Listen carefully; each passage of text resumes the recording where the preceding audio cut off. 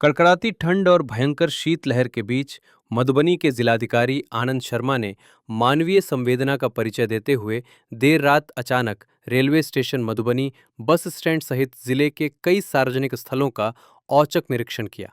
निरीक्षण के दौरान उन्होंने ठंड से जूझ रहे जरूरतमंदों, बेसहारा व्यक्तियों एवं यात्रियों के बीच स्वयं कंबल का वितरण किया, जिससे लोगों को बड़ी राहत मिली। जिलाधिकारी ने मौके पर मौजूद लोगों से सीधे संवाद कर उनकी समस्याएं सुनी और शीतलहर से बचाव को लेकर जिला प्रशासन द्वारा किए जा रहे इंतजामों की जानकारी दी। उन्होंने अधिकारियों को सख्त निर्देश देते हुए कहा कि ठंड के इस कठिन मौसम में कोई भी जरूरतमंद व्यक्ति सहायता से वंचित न रहे। इसके साथ ही रैन बसेरों की व्यवस्था, अलाव जलाने, कंबल वितरण और अन्य राहत उपायों को पूरी संवेदनशीलता और तत्परता के साथ लागू करने का निर्देश दिया। निरीक्षण के दौरान जिलाधिकारी आनंद शर्मा ने कहा कि मानवता के नाते प्रशासन का यह दायित्व है कि इतनी भीषण ठंड में समाज के कमजोर और जरूरतमंद वर्ग के साथ मजबूती से खड़ा रहा जाए।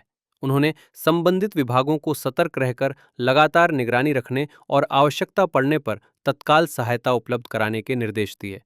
इस मानवीय पहल के दौरान अपर समाहर्ता आपदा संतोष कुमार, अनुमंडल पदाधिकारी चंदन झा, सहायक निदेशक सामाजिक सुरक्षा नितेश पाठक सहित अन्य अधिकारी एवं कर्मी भी मौजूद रहे। देर रात जिला प्रशासन की सक्रियता और संवेदनशीलता की आम लोगों ने सराहना की और इसे जरूरतमंदों के लिए बड़ी राहत बताया। और भी खबरों के लिए देखते रहिए हिंद पोस्ट मीडिया।